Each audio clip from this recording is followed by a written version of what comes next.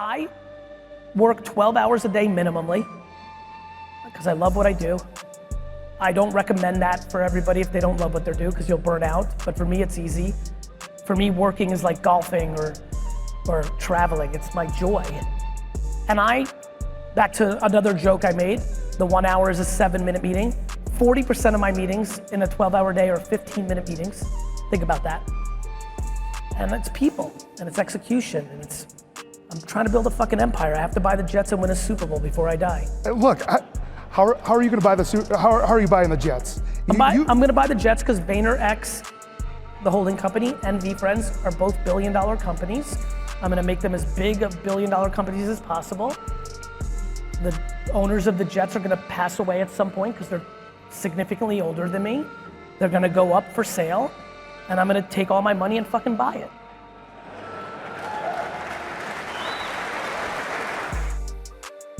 The number 5. The number 5. The Jets. Yeah, I mean, you know, I know you probably saw that piece of content, so you're trying to set me up. I got choked up in a talk recently.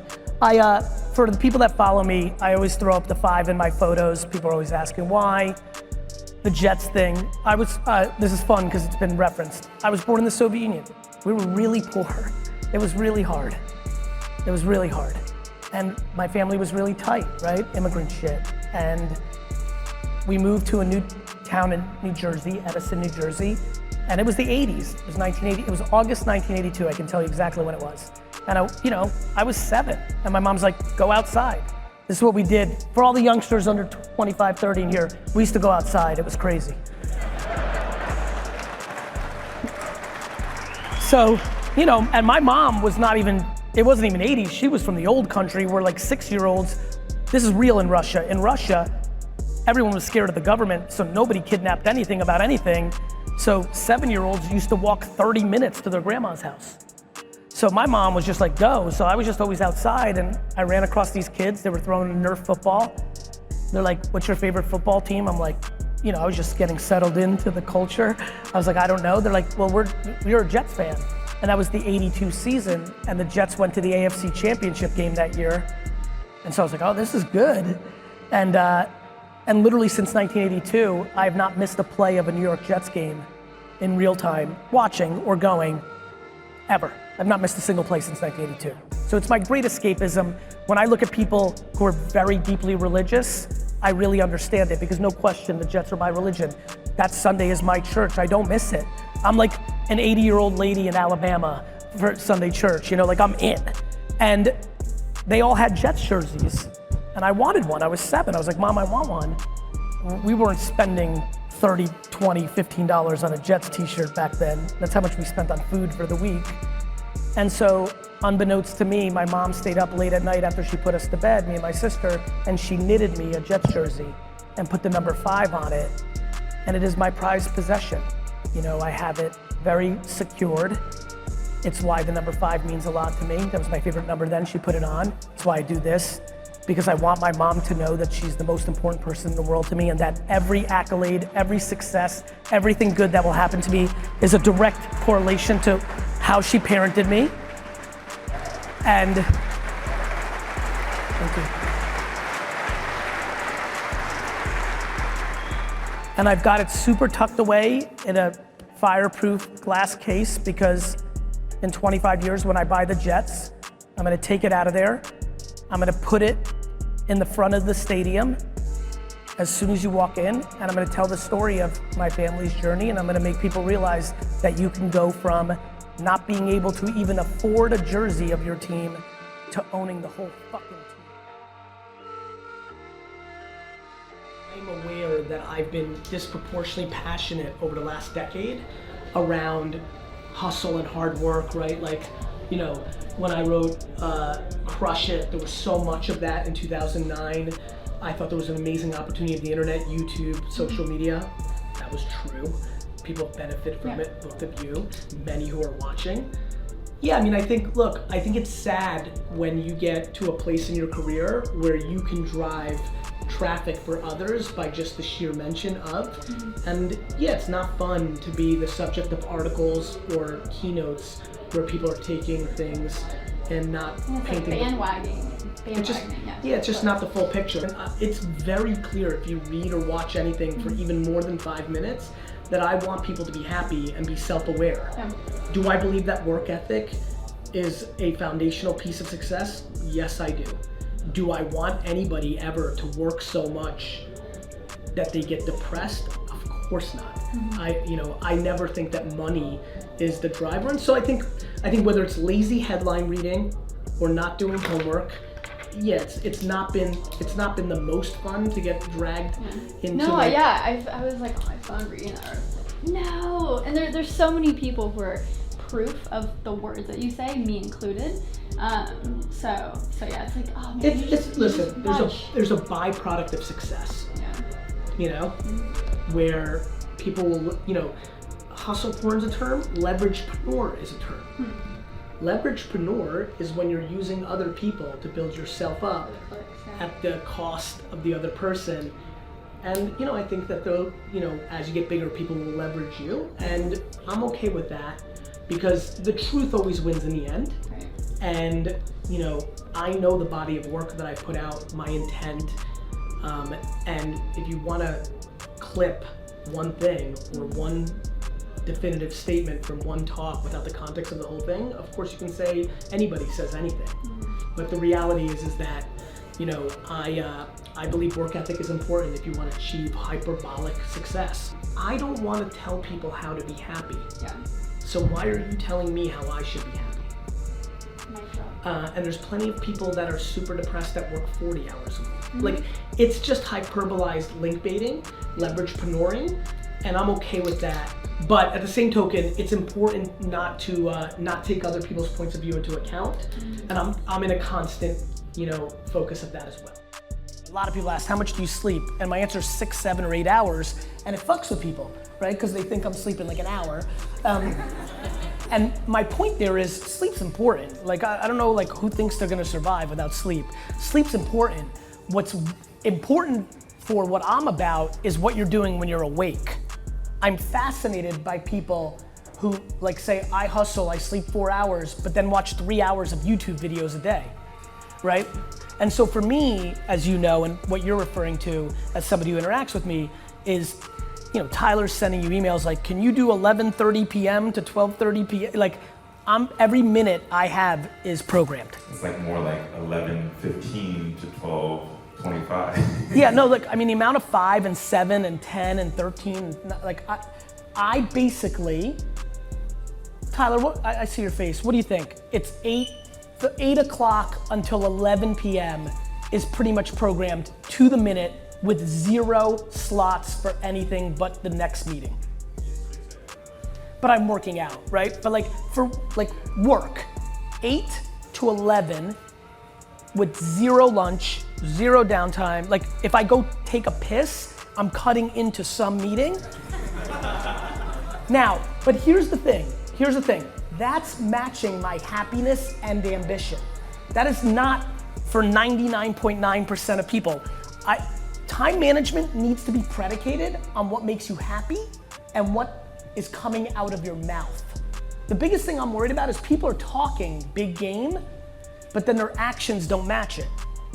So to me, it's happiness first and then eliminating hypocrisy. And that's how I think about it. So for me, it's that because I love this game, it's what I would want to do, and my ambitions are great, and I enjoy it. I want to spend 9 p.m. to 10 p.m. on a meeting to build what I'm building. It's what I love to do. It's no different than being in the studio or painting or, it's just what I love to do. I get very upset when people try to suppress people from hard working without realizing that that's what makes that person happy. And whether it's me or Jason Fried and DHH, I think we actually agree on most things. I think the thing we probably would, I'm curious in a sit down is, is it up to us to know when Dan or Johnny or Susan are on the verge of burnout, and or do we know, telling people you should work 40 hours a week or 160 hours a week eliminates knowing what they're about. I don't know what to say. I think none of us get to sit on an ivory tower and tell people what to do. Do I believe that hard work is an essential part of the kind of success that people define? I do. Do I think working so many hours that it burns you out that you need to retire or quit or you're unhappy in perpetuity is bad? Of course I do. I think this is a self-awareness game, and actually I think it's a much more interesting game of like, do you know why you're working or what are you trying to achieve? I would go crazy sitting on a farm in middle America or doing 28 weeks of vacation. It's not what makes me happy, but I unbelievably am happy for the people that makes it happy. I love the process of building something the way I want to build it. I would go crazy having all people working remotely the way 37 Signals does. They would go crazy managing 1,000 people under a roof. I think it's about self-awareness. Let's talk about why you actually listen to somebody else's point of view on your life. Let's talk about why somebody else's point of view on your life is something you're willing to accept. I am fascinated by people's ability to take strangers' comments on a social media post and allow it to make them upset.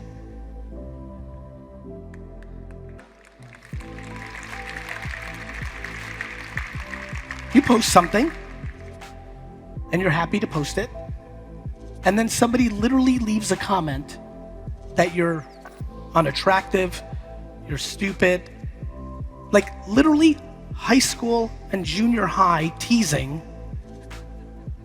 and your entire day, sometimes week, sometimes month, is completely ruined by a human being who is on the other side on their phone, who is hurting so much with their own life that the need for them to make it palpable is for them to take time to go to other people's lives and try to tear them down to make themselves feel better.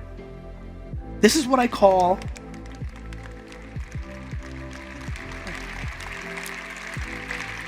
let's stop clapping so I can finish this one.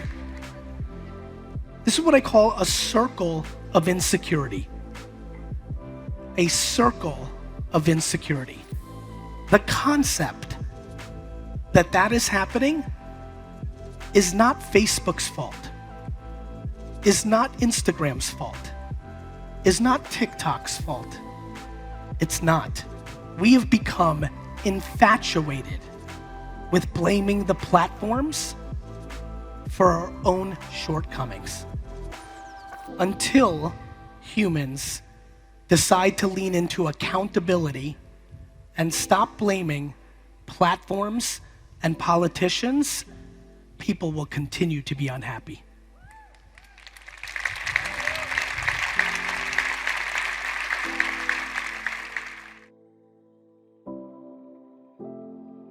Do you know why I'm nice? It's because I'm happy. I don't need anything from you. I want nothing from you. I need nothing from you financially. I definitely don't need anything from you emotionally. Do you know why people are not nice? Because they do. They're grasping at straws. They've caught a tiger by the tail and have a relationship with a nice person, or they have a nice boss. They're scared every single day for that person to leave because that person is the energy of balance, because they themselves are super hurt inside. They're hurt because they haven't put the poison into the world. They've demonized therapy, so they don't do that. If they've done that, they definitely don't tell normal people. They peacock and hide behind money, behind status, behind things. My friends, the world is this close. The reason it feels so far away is occasionally people come around and realize how much fear works, how much demonizing others works. It makes people feel safe for a second. It is the least sustainable thing in the world. It is the least sustainable thing in the world. You know how I know this? I was an atrocious student, but there was one class I was always good at: history. I never understood why. And then finally in my 30s, I realized, oh, because my entrepreneurial spirit knew that I would need it to recognize pattern recognition. Today, many people shit on me or laugh at me because I believe in NFTs. In a decade, I'm gonna laugh at them. You know how I know this? History. In 1996, I told anybody that would listen to me that the internet was a very good thing. In 1999, when the stock market crashed, everybody said the internet was a fad. In 2007, I was in Germany 3 times for 3 different talks, talking about social media, how Twitter was phenomenal. And I was on a panel with debating somebody, and they said to the crowd, how many people think Twitter is stupid? And everybody raised their hand. Everybody. And the person interviewing me said, Gary, why is Twitter so important? And I said, because people are gonna tweet that they're walking their dog. Everybody laughed. Not at it, at me. The reporter rightfully said, that sounds ludicrous. Who cares if somebody's walking their dog? My reply, everyone.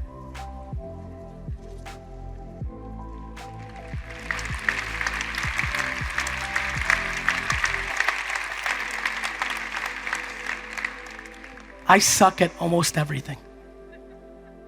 Thank you. It's true. People are so confused how the world works. Everybody in this room pretty much sucks at almost everything, except a couple things.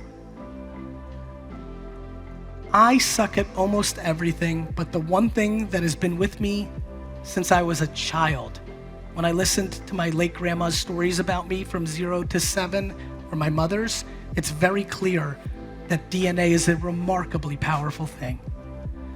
I suck at almost everything except one thing.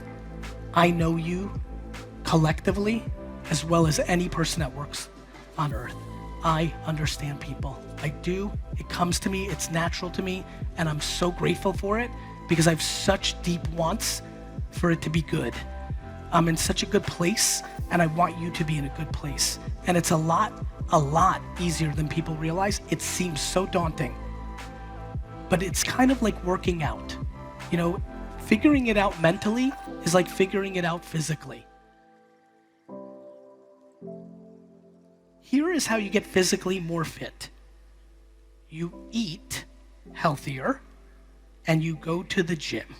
I know, you're trying to stop her from eating the popcorn? Keep eating it, it's delicious. That was the best. I'm like, you eat healthier. She went in for the popcorn and her friend's like, stop. You literally eat better ratios of protein versus carbs and sugar, and you go to the gym and you get your heart health up and you use your muscles and you build up your leg. It is actually remarkably simple, yet so fucking hard to execute. Same with this shit. You want to win this game? Tell everybody what you suck at. Tell them.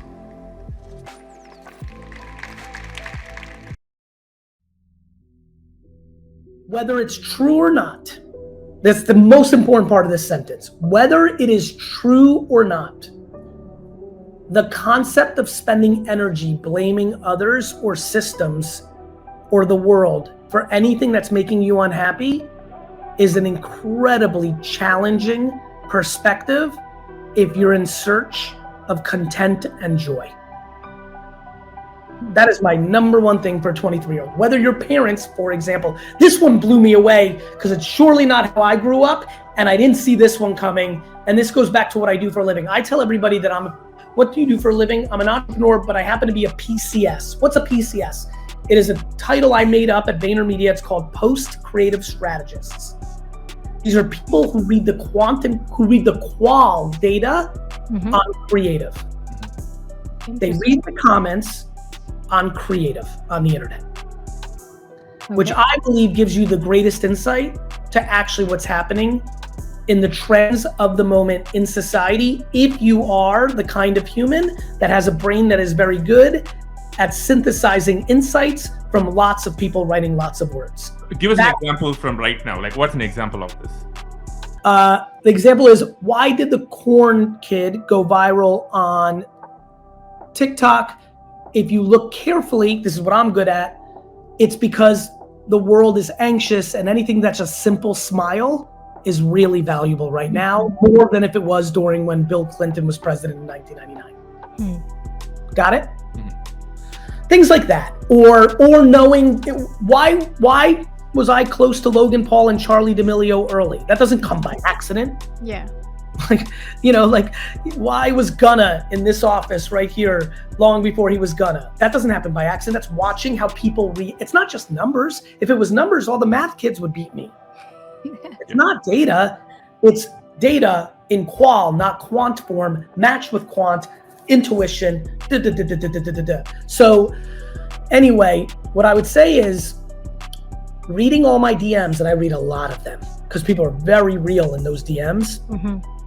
I didn't realize how many wealthy kids resented the living shit out of their parents for paying for everything, thus rendering them to realize that their parents don't believe in them, and that's how they interpret it. A 24-year-old that has everything paid for actually interprets that quite often, that, oh my God, my parents don't believe in me, so they're paying for it because they don't think I can make it. Interesting. Wow. Which crushes their confidence. Yeah. Now the world, all their friends are already telling them, you suck, your mommy and daddy are putting you on. You're privileged and blah, blah, blah. That's the worst.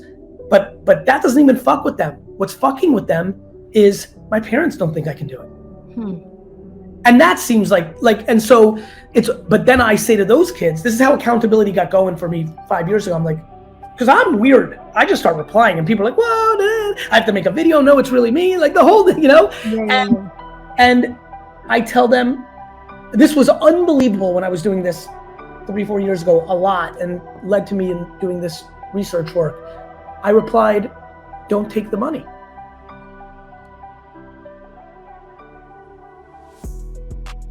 Accountability. Gary, you don't get it. My mom and dad fucked me. Like, they paid for everything. You talk about being a zoo animal, and in the wild, I'm that zoo animal. I was fucking taking care of my mom. But from the parent standpoint, they were just trying to help out and do the right thing. Yeah, right? as parents ourselves, I can imagine, we grew up with much less means than we have now. You don't want your kids to fail. You just want to help out. The problem is, the way to make sure your kids don't fail is not to do it for them, but parents can't help it. Yeah.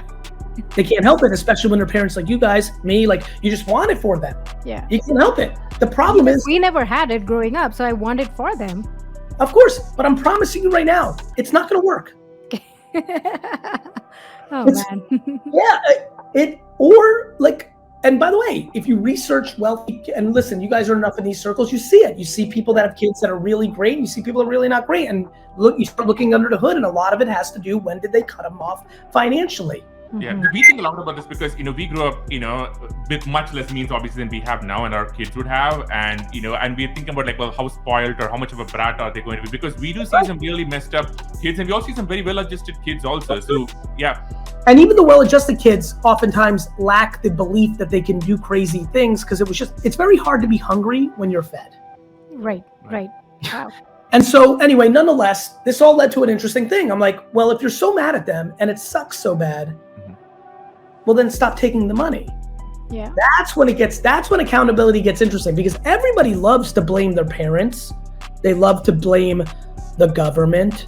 It's Biden's fault. It's Trump's fault. They love to blame the new favorite step is social media, right? Social media, of course, is everybody's problem, right? But can you talk about that? How much do you think young people growing up, their identity expressed through social media means they have a very different experience than when we had? Of course, but I want to remind everybody who's 45 years old on here, we also were scared shitless to go to junior high and not look good. Like, I would argue that social media has allowed people who are insecure to find friends Their tribe. in their Yeah. neighborhood. Yep. Do you know how many kids are making meaningful relationships on Fortnite that are real friends of theirs now that they would have never met in 1984, and now they have a friend to rely on versus being not having a friend to rely. Like, we always look at the negative. Negatives. Yeah. And by the way, parents are like, Gary, the social media. I'm like, don't let your kids on it. Yeah. Well, what? But all their friends are, yeah, you're a parent. You're not here to be your fucking kid's best friend. Yeah. But that's what everybody wants to be. 8th place trophies destroyed kids. We don't want anybody to feel bad. You've completely eliminated merit. Yeah. And have completely eliminated Which work. is like a really controversial thing to say now. Like, Especially in California. yeah. Well, listen, it's but meanwhile, it's controversial when your kids are 3, 7, 9, 14. But go talk to people who have 25-year-old kids. They really wish they didn't give that 8th place trophy out. Yeah. Place true. And so for me, I have no interest in talking about people that are in it. I have people interested in people that have lived it. And there is no debate on this issue. 8th place trophies are bad. Well, I think pretty much every Asian parent would definitely agree. I want to, one thing I want to get But you know this, every Asian parent of your parents' generation, y'all are all about 8th place trophies. Meaning not you, you know what I'm saying? Like this 2nd generation wealth Asian, India, oh my God, I see it every day. Really? Yeah. But do you think it's because of guilt and maybe wanting to make up for some of the traumatic childhood experience we had? Of course. You're pissed at your mom and dad for where they went too hard to be the best at tennis and piano and this. So you're overcompensating in the other direction. Oh my God. As the world is going red and blue, all the answers are purple. So because you were driven too hard, you're overcompensating in the other direction. But the way to fix it is not overcompensation, it's center. Yeah. The other thing is I'm starting to get a lot of emails from artists' parents. I was getting a lot of negative emails from the generation we're talking about, our parents, our 3, right? Yeah. I was getting them. Look, you're putting out content that's getting 14 million views on TikTok that says fuck school to an Asian or Eastern European immigrant. Yeah. And they're like, fuck you, and so they weren't happy. But I'm telling you, this is back to reading everything. Over the last year, I've gotten more emails from 55 to 75 and DMs, and usually on LinkedIn, where they tend to find me, and Facebook, that say, Dear Gary, I would have absolutely thought you were disgusting 5 years ago with this video, but I've got to tell you, I had this crazy conversation with my daughter a month ago. I see something in my granddaughter. Like, people are starting to realize the middle, purple. And so I'm sensing a shift, and I saw it coming. But accountability is the big one. We got a little sidetracked because I want to get this off in case this helps someone. Blaming and feeling helpless leads to very, very, very sad places. So even if it's true that somebody else is fucking it up, being accountable to what you can do about it is incredibly powerful. It's the advice that I give you guys now as an old 40-year-old, right? Which is like, I wish I was a little bit more patient, because I was so hungry to prove to the world that I was a winner because I was such a loser in school that I just worked every minute. I didn't, go to an extra keg party. I didn't, spend an extra, go away on the weekend and just do something different. Like, I punted everything. It just went completely and utterly into, I'm gonna build businesses. This is who I am. And so, maybe I would have gone on ski trips so I can be good at skiing now and into it. Maybe I would have rounded out some stuff. But the truth is, in a weird way, in the same way that I just talked to you about the last question, I don't know, it's all so good. I probably, if I could speak to my high school self, is that the way it's? Yeah, I mean, I think that'd be. If my high school self was sitting here, I'd be like, hey man, good news. It's gonna go well. It wasn't even better. I liked it then too. I was antsy and I wanted to f everyone, and I'm still a little bit like that. But I was super happy. I wasn't some outcast. My teachers and my friends' parents thought I was a loser, but all my friends loved me. So let's call it what it is. When you're 15, you don't give a shit about teachers and parents. You want your homies to think you're cool. So I was super happy. It was just that I had a chip on my shoulder because I'm gonna be all-time great. I really believe this. I really believe it's the same way that Harrison Ford about his acting, or LeBron about his basketball, or some music, Whitney Houston about her singing. Like I really think young Whitney Houston in 5th grade is sitting there and saying, because she's killing it at church, she's saying, nobody knows how great I'm really gonna be. Like I literally felt that. I'm like, I can't wait for them to all really know. So there was a little bit of like I can't wait to have my coming out party. I was antsy for the coming out party.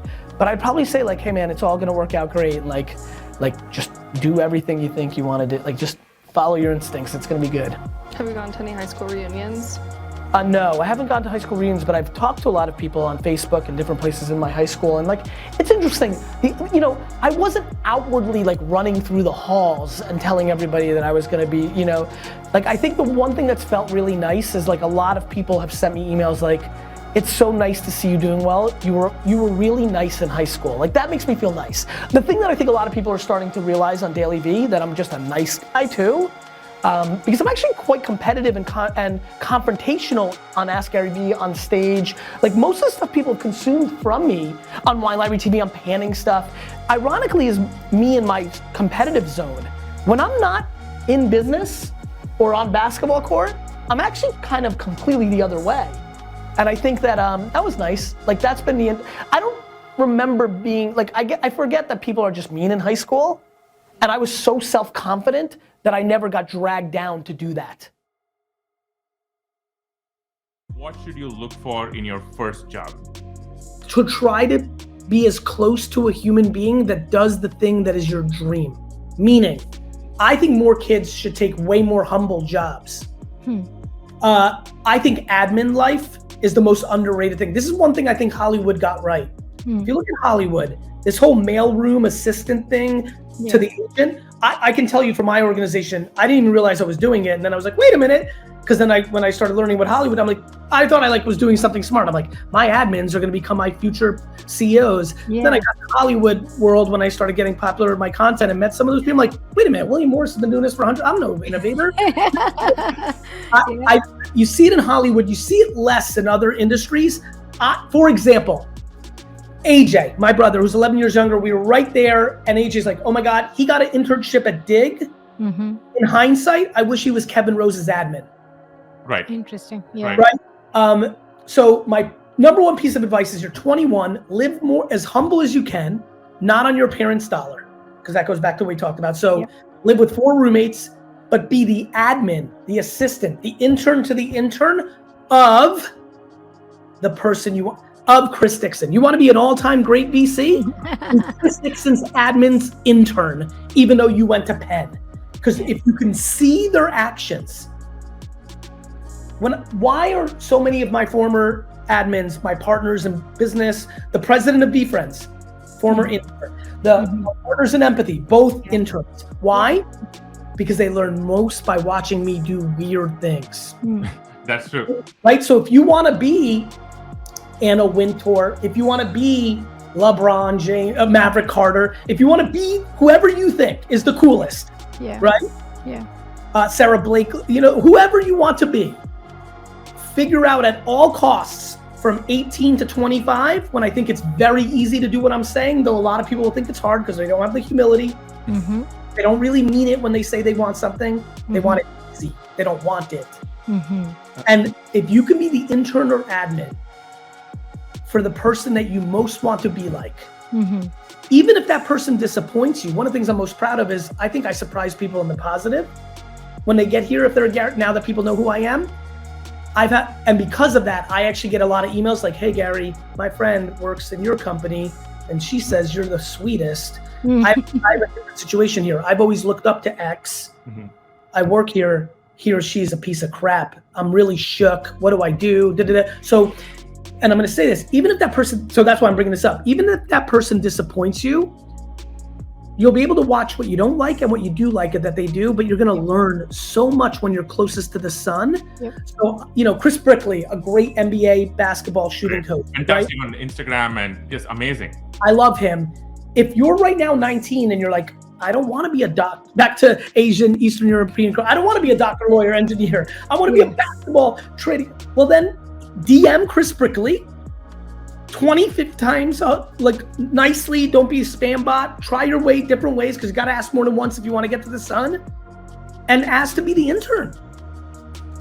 But too many people lack the humility. They're like, I'm going to go to Goldman Sachs, and I'm going to be like, like, if you want, what's my advice? Or they're not that foofy, and they'll go make 65K at any corporation instead of making 29K being right there next to the person they want to be. And let me tell you about these people, and you've seen this a lot. You know this. We get a lot of people reaching out to us all the time, and some of them are amazing, these young kids. And but if anybody watching, we've ended up working with a few of them too. It's amazing. Yeah. So, and there's super fancier people than us three, and you know the stories of them.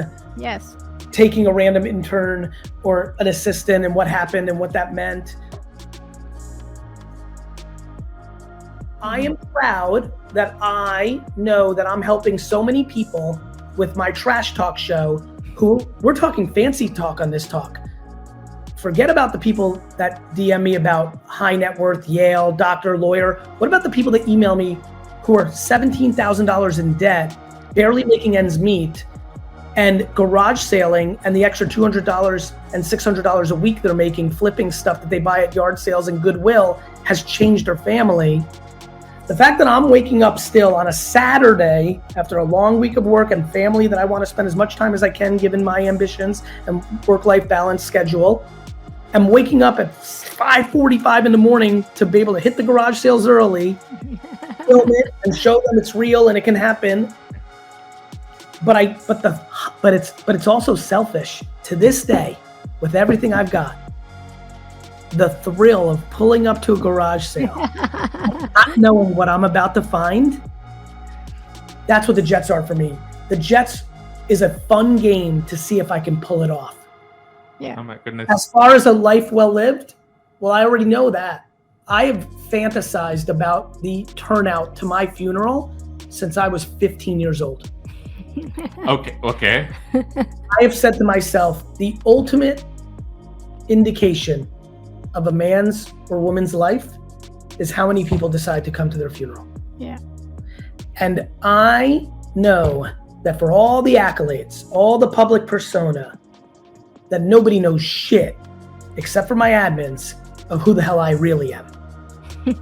And I know that my grandkids are gonna cry like little babies when they see who shows up to my funeral, because it's not gonna be just because I was cool or I won all the diehard Jet fans a Super Bowl. They're gonna meet people at that funeral who are gonna say, your grandfather gave my grandmother $6,000 when he didn't even know who the fuck she was, because she sent him a GoFundMe link because her house burnt down.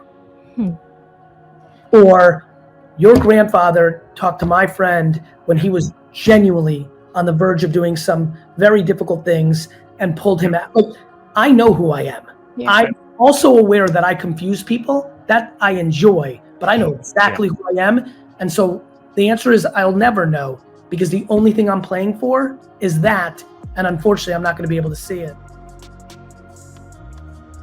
This is Facebook, Twitter, and Tumblr stock. I made a very big bet 15 years ago where I took every dollar I had in the bank and invested in 3 companies: Facebook, Twitter, and Tumblr. Obviously, that changed the course of my life. But the funny story of why I'm pointing here, it's actually the answer to your question. When I invested in Tumblr, I called my brother and I said, AJ, Tumblr is gonna be bigger than Facebook and Twitter. It's gonna be the biggest one of them all. And he said, why? And I said, because Facebook and Twitter, you follow people. Tumblr, you follow things you're interested in. And so even back then, I was fascinated by the interest graph over the social graph. Now, that didn't become true because there's a lot of other variables to why a company will be successful, including who's operating it. But what is true is that what TikTok has tapped into in the last 3 years has completely changed and will change everything we're all doing, and is the answer to your question. The way it's changed is the following. Now art, not math, is the most important equation in doing creative on social. The algorithms now reward retention more than ever, which means they're gonna show you things you want, right? Things you want are far more predicated on the creative than the math that gets them in front of you. Instead of the Facebook environment we all grew up with where you could get in front of the people you wanted to based on great data and then you would pound them with advertising, what we need to win on now is creative that is advertising, that is educating or entertaining, AKA creating consideration. Then once that is proven, then we can convert those ads to performance ads, but we have to start with the creative instead of what everybody here knows, which is the creative has been a secondary part of the equation, which is why we spend 80% of our money on the media and 20% on the creative. And as many people here know, people haven't really been doing marketing and branding, they've been doing sales. If you look at the creative of the DTC brands over the last 15 years, it's much more couponing and newspaper advertising than it is marketing. That has completely changed in the last 3 to 4 years, and everybody here has to leave with two things. One, we need to actually get into the creative business and make things that people want to watch. Two, we need to make it for many different consumer segmentations. This is not television where you make a piece of vanilla and you hope that everybody on earth wants it. This is Baskin Robbins, and we need to make a lot of different flavors and go up and then see the common ground and then understand what our brand stands for based on 37 different consumer segmentations of relevance. Once you can understand the upside down model of how brands are built, because the internet now rules, not the television, then you can really start to understand what to do.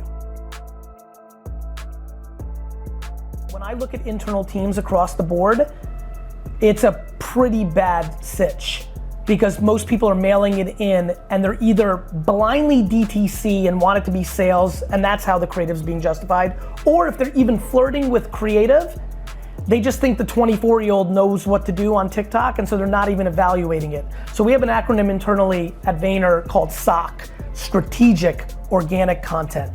And all day long I just walk around on Slack, email, and in the halls and say, it's the S in SOC that everything lives and dies by here, which means, do you actually know how to make creative for Pinterest versus LinkedIn versus YouTube Shorts versus TikTok? And that is creative strategy and platform strategy and understanding attention and culture at a PhD level. And yet, most people just mail in their social and they care about all this other stuff, their brand and billboards and remnant TV, and I'm just watching this landscape. And so, A, to drive down cost, there are plenty of 22 to 30-year-olds you can hire that will give you a better cost basis, that are very capable at producing the content, but you need somebody at the top that understands the S in SOC like a champion, or the whole thing's a waste. Or B, I believe we're 24 months away, because I'm in this business, we have gotten so far ahead of everybody in the last 24 months in Fortune 500 land that there are now copycat agencies, or the big companies are starting to take the creative seriously and are looking to drive down costs, get away from $300,000 videos for television and getting into $200,000 a month of creative, but making 650 pieces of creative that are meaningful for brand and sales. And so I'm starting to see the market go there. So finding someone who does it for real, like for a lot of mid-tier brands, PE-backed brands, really spending $40,000 to $50,000 a month on creative that really builds brand to many different consumer segmentations, but also shows organic virality, which then become your performance ads, is where a lot of brands are gonna go, whereas they're mailing in that fee right now, and they'd rather spend it on media dollars, but their CAC numbers are going through the roof because iOS 14.5 came along and changed the game. And there's just a lot going on in the tactical operational side. By the way, influencers, really focusing on micro influencers because you get content and distribution. Being smarter about your partnership deals. Like if you're gonna do a partnership, at all costs getting content out of the system. And not having creatives that think about ideas, but having creatives that think and make. I'll give you a great comp. People are always like, Gary, but how do I know TikTok will be here in 5 years? I'm like, well, when you bought $1 trillion commercials on Seinfeld, you weren't trying to guess when they were gonna end the show, right? You didn't need NBC to promise you that Friends would play forever. You just bought ads on Friends when the attention was on Friends. So for me, I'm unemotional. I don't give a shit about TikTok, Facebook, YouTube, Instagram, could care less. If they all disappeared off the face of the earth, I'd be pumped because all that attention would have to go somewhere, and I think most people would struggle to figure out where, and that's my favorite thing to do, right? So I would say a couple things. Number one, it's more about like knowing if something resonates is the most common sense thing in the world. If you're a DTC brand, you can literally see it if you're asking for call to actions. And if you're doing it for branding, the qualitative comments show you. One of the reasons I'm obsessed with social creative is not only does it build brand and give me a framework to be able to build relevance at scale, it's also the single greatest consumer insights machine of all time. But back to the essence sock, 25% of the creative that I personally in my brand and what Vayner does that I put out is strictly made to get insights of curiosity, of hypotheses I have about the consumer. Literally. It is made to get the comments so that I can build on the hypothesis to create affirmation, to create better content. And so it's the most common sense thing on earth to know if it's working. You see it in the comments and you see it in the sales if you choose to make it more of a sales DNA. It's a hell of a lot easier to know if your social creative is resonating than if your television or sponsorship is resonating. My philosophy is, why would you spend money on something if you can spend less money to achieve the same goal? So I love when people are like, Gary, TV works for me. I'm like, you spent $6 million on that campaign. I'm like, it should work. I'm like, the question is, did you spend $6 million on creative and media in TikTok, YouTube, Facebook, Pinterest, influencers, podcast, like YouTube, like what would happen if you actually spent that same money perfectly in the contemporary environments? And so, you know, it's weird because I've been on this journey for 15 years, and I was incredibly empathetic the first 7 years because I knew people didn't know. But I literally have dinners now with decision makers who will spend the first 30 minutes talking about how social media completely controls their child's life.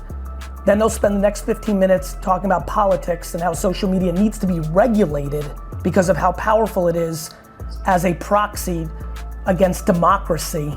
And then we'll transition into talking about selling cereal and makeup, and they don't think social media can move the needle. I'm like, so let me get this straight. You think this platform is so powerful that we need to regulate it because it could put democracy on its knees, but you don't think it can sell cereal? And so, you know, my point of view is that it's the most underpriced macro platform to get actual consumption. It's also a place, if you understand it well, that really addresses the elephant in the room, which is the elephant in the room in marketing today is that creative's too expensive.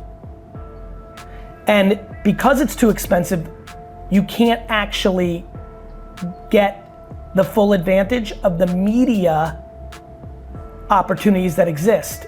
If it costs you too much to make creative, you're not gonna make 87 pieces of creative a day to distribute against 35 different consumer segmentations against 21 social platforms. You'll never do that. You can't. And so, yeah, I mean, to me in 2022, it's kind of an exhausting conversation to even like I'm struggling to get going to even be in the combo because I can't understand how people don't see it. The only thing that makes sense to me is when people are in corporations and the internal scoring system doesn't justify it. Then I understand you're trying to protect your job, and you should. You have a mortgage and a family. But if we're talking real life, like human beings, like our kids' health depends on the results, how you don't understand that this is the place that brands built, I don't know. But I think about what is consistently gonna matter to every single person here for the rest of their careers. And that consistent thing that I wanna focus on today is underpriced attention. Underpriced attention is very important. And underpriced attention falls into two categories, math and art. What I mean by underpriced attention is which ad product today is a good deal. I built my daddy's liquor store like you saw in that video because I had 90% open rates on an email newsletter that had 100,000 people on it in 1997. Let me say that nice and slow for everybody in the back. 90% open rates. That's unheard of. That's not real in today's world. That 90 went to 50% in the first 2 years, not because we were bad at it, but because the world had started using email marketing and people were getting tired of it. But when I was doing it, nobody was doing it, and it worked. I bought Google AdWords for the store the day Google AdWords came out. And for the first year, I owned the word wine for 5 cents for 4 months. And then for 10 cents when they raised the price, it used to be a 5 cent click for the first few minutes there. And then obviously it had to be Cabernet, and then it obviously had to be Silver Oak Cabernet, and then it had to be Silver Oak 2016 Cabernet. And a lot of you in this room know that. The math part that you play to win in the ecosystems of where you sell are toll booths. And that's fine, they deserve it. Amazon, Walmart, others, they deserve it. They have the attention. You're paying for it. That's right. I love when people get mad at social networks. They're like, fucking Zuckerberg fucked me, the algorithm. And I'm like, it's free. It's fucking free. The audacity of people is fascinating. The platform's free. For every selling marketing person here, everybody, the concept of something that's free that can sell stuff is insane.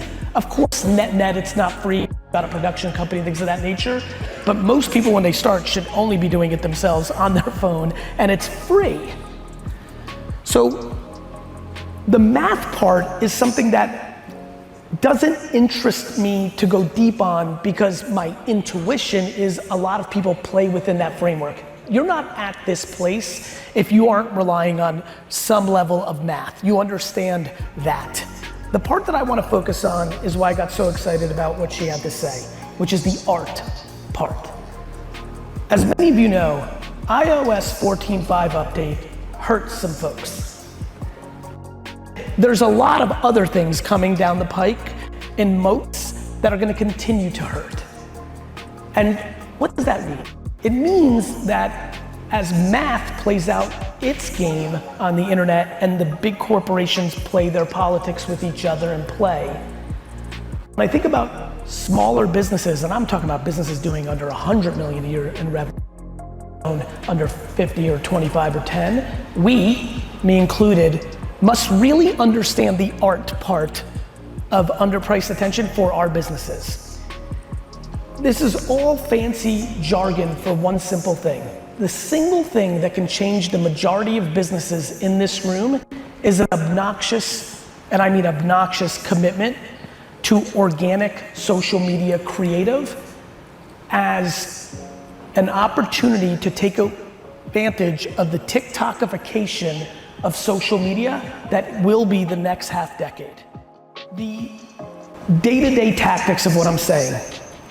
You take your product, and whether through reaching out to influencers at scale and paying, which can be very underpriced or overpriced depending on your skill set of understanding what you're buying, and you should put some real homework into it. But more importantly, your ability to create internal production capabilities to produce ungodly amounts of short form video content is important, not just because it goes viral and maybe you'll sell some stuff, but there's so much more complexity to it, and I'd like to share it with you. Let's just use the boots with the rubber thing. You take the boots, you make a fucking boot video, I don't know, pour champagne in it and drink something out of the boot like my old Russian uncles used to. You make the video. If the video catches lightning, and my prediction is that these platforms are about to go more extreme. Actually, how many people here are producing social media content for their business at all, like once a day? Forget about the 5 a day, like at all as a driver for their business. Raise your hands. All right, a little bit more, but still quite a few not, which is just great. Like I'm pumped about this. Right now, because about half the room, or maybe we were just lazy this morning, but about half the room doesn't, I just want to update you on how it's been. For the last 5 years on Instagram and other platforms, your views were basically in the same pocket, except the occasional thing, right? They were in the same pocket. It was so based on who follows you. That's a consistent understanding. In TikTok, you can post something and get 600 views, the next one 90, and then the next one 400,000.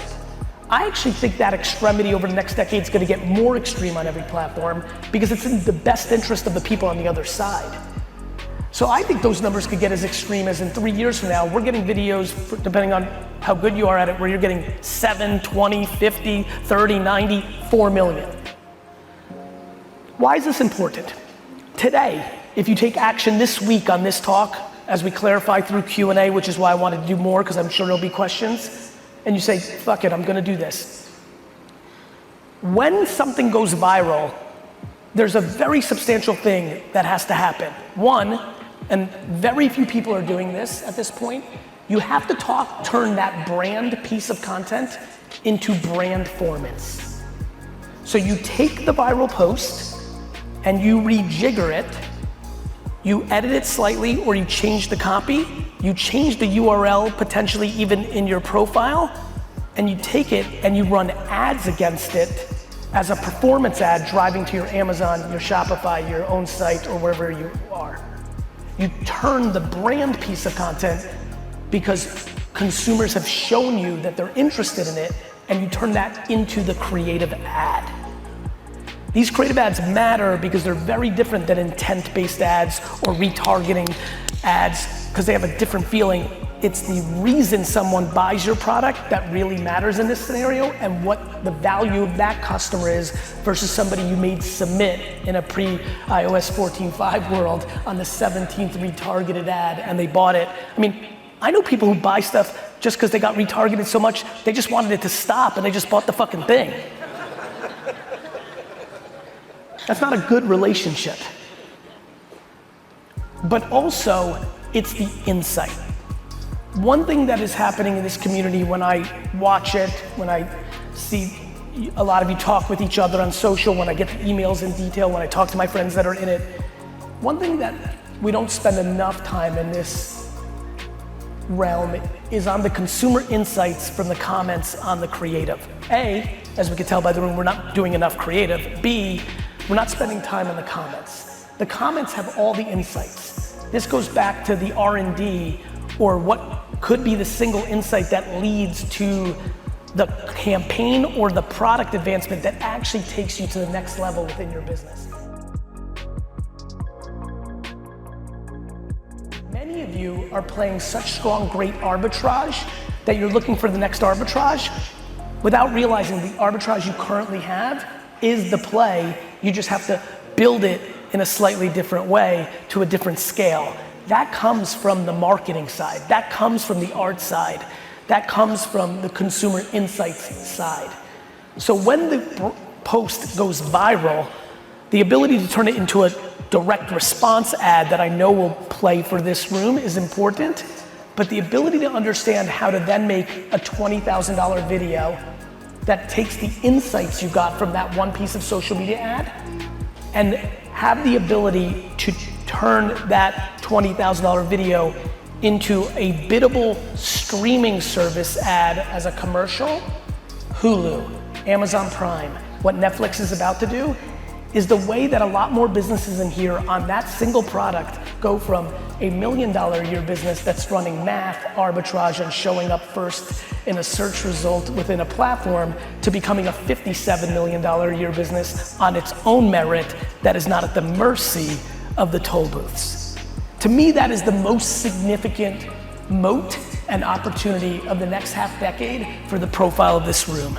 Understanding that if you can get religious about social media creative by creating, and I'll go even more tactical. You've got a product, you step back, you decide we need to make this product relevant for 50 different consumer segmentations. 18 to 22-year-old dudes who skateboard on the West Coast, yoga moms in the Pacific Northwest, diehard Jets fans who grew up in New Jersey, and on and on and on. You create these targets, that then helps you make the content. It gives you a framework of like, okay, because you know what it is, right? I know, like what am I gonna make? Like 10 a day, fuck you, you know? When you have consumer segmentations, you kind of understand why you're doing it. You can start conceptualizing to whom and what. You start making this creative and you let the algorithms work in your favor. Everyone's boo-hoo-hoo about algorithms because they wanted a couple more likes. This room can build their absolute empire on the back of algorithms. They're empty pipes. They either beat you or you beat them. And I feel like this is a room that wants to beat them. I really do. I don't think you're at this conference for kicks and giggles. I also think this room is full of shit, like every room, because they talk about grinding and doing things, but they tend to stay on the things they like. We all do. I do too. And I really understand how awesome it is when you understand quant and math and all these things, and you understand the platforms and how they work and best practices. The problem is, that's a commoditized piece of information.